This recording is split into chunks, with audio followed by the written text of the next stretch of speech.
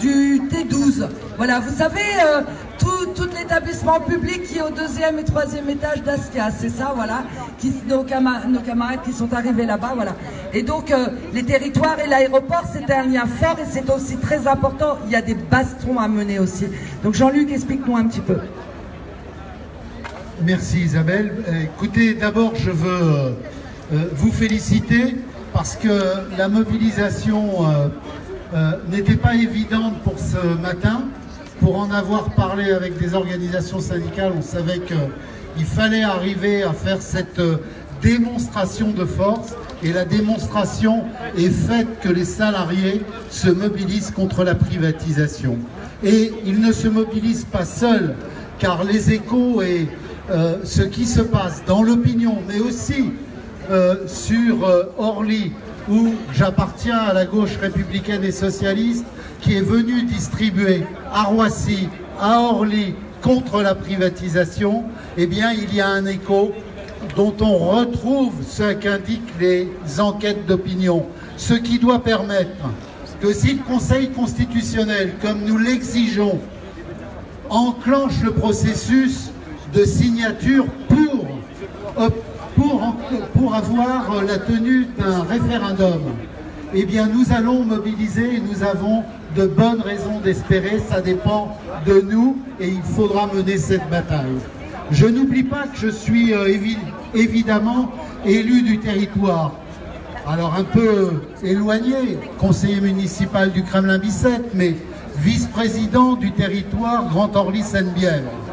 Et un élément qui n'a pas été donné, dans la braderie qui est organisée, dans le fait qu'on organise la vente de la France, on oublie trop souvent que sur les 3 entreprises qui sont encore publiques, il y a 800 millions de dividendes qui ont été perçus par l'État.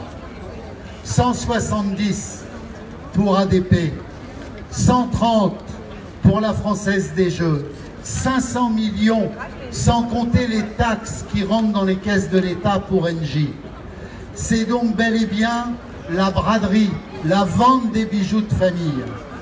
Mais quand on pense aussi en termes d'activité et de développement économique, Aéroport de Paris, ce sont 6 000 hectares de foncier sur lesquels il y a la présence des 3 aéroports de Paris.